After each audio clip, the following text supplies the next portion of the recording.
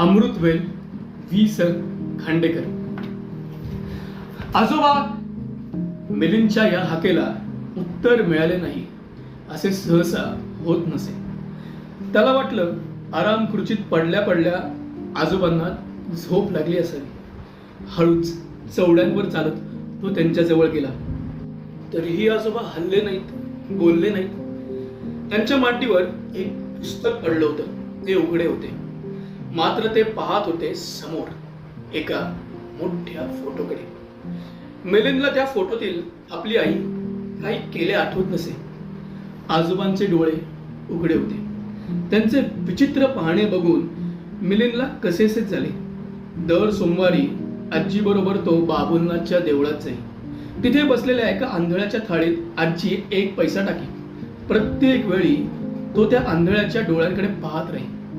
कुतूहलाने पण मनातल्या मनात भयभीत होऊन मग त्या अनामिक भीतीने त्याचे मन गाजळून जाईल.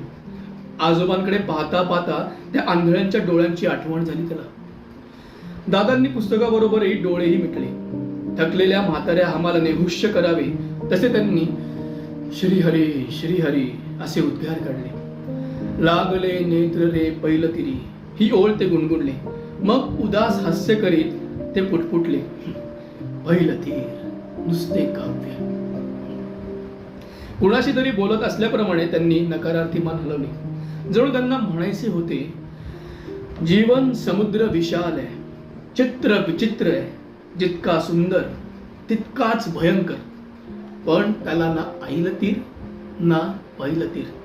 या समुद्रात माणसाचं भक्ष्य असणारी मासळी भरपूर आहे. मात्र माणूस ज्यांचं भक्ष्य बनू शकतो असे शार्क मासेही त्यात थोडे थोडके नाहीत. सुस्कारा सोडून दादांनी डोळे उघडले. किती वाजले हे पाहण्याकरता त्यांनी मान वळवली. मिलिंद मुकाट्याने आपल्यापाशी उभा आहे हे आत्ता कुठं त्यांच्या लक्षात आलं. सशाच्या पिल्लाला गोंजरावं तसं त्याला कुरवाडे दादांनी विचारलं, राजाधिराज मिलिंद महाराज, काय हुकूम आहे? जेवायला उठायचं? स्वयंपाक मगाशीच झालाय आजीचा, पण मावशी कुठं आली अजून? अजून हा शब्द कानी पडताच दादा तचकले. बंदुकीच्या आवाजानं झाडावरल्या पाखरानं घाबरून पंख फडफडावेत तशी त्यांची मनाची स्थिती झाली. त्यांनी मनगटावरल्या घड्याळाकडे पाहिले. 9:30 होऊन गेले होते. दुपारी 4ला बाहेर पडली होती नंदा. 5.5 तास.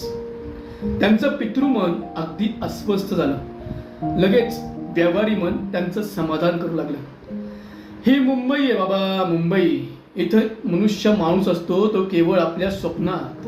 एरवी एका जगद्व्याळ यंत्रातला एक क्षुद्र खिळा, एवढीच त्याची किंमत. पेंगुळलेल्या मिलिंदनं जांभई दिली. त्याची पाठ थोपटीत दादा म्हणाले, मावशीची वाट बघत बसलो नकोस आता, जा जेव आधी. अहो बाई, तक्रारीच्या स्वरात मिलिंद उत्तरला, मी नाही जेवणार मावशी आल्याशिवाय. जेवल्यावर कालची गोष्ट सांगणार आहे ती पुढे.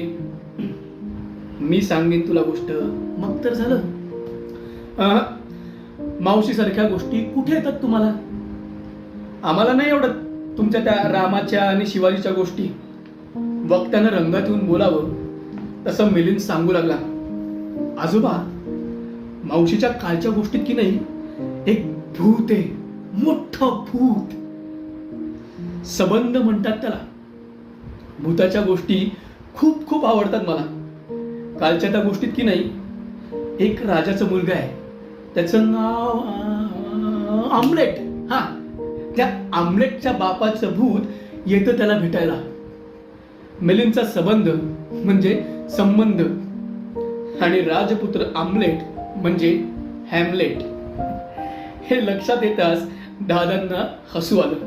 पण या चिमुकल्या वक्त्याचा विरस होऊ नये म्हणून त्यांनी ते आवरलं. मात्र मनात ते नंदावर नाराज झाले. हॅमलेटची गोष्ट ही काय चिमुरड्या पोरांना सांगायची कथा आहे. इंग्रजी घेऊन नंदा यंदा MA झाली. अगदी थोड्या गुणांनी वर्ग चुकला. इतकी हुशार, इतकी विचारी, पण लहान मुलाला कोणत्या गोष्टी सांगाव्या हे काही अजून कळत नाही तिला. बालपण म्हणजे समुद्राच्या वेळेवरल्या मऊ मऊ वाळूत इवले इवले किल्ले बांधण्याचा काळ. यावेळी हिमखंड किती प्रचंड असतो, त्याचा राक्षसी देह समुद्रात कसा लोपलेला असतो आणि मोठमोठ्या आगबोटींना तो लिलेने कशी जलसमाधी देतो, हे चिमण्या जीवांना कशा करता सांगायचं. दादा काही बोलत नाहीत असं पाहून मिलिंदाच्या गाडीनं रूळ बदलले. दादांच्या अंगावर रेलू एखादी गुप्त गोष्ट सांगावी तसा तो त्यांच्या कानात कुजबुजू लागला. आजोबा, मावशी अगदी वाईट झाली बघा. माग कशी ती छान छान विमानं करून द्यायची मला, पण सकाळी मी विमानाचा हट्ट धरला तेव्हा एक चापटी मारली तिने मला. मग डोळे पुशीत ती खिडकीपाशी गेली, माझ्याशी तुट्टी केली तिनं.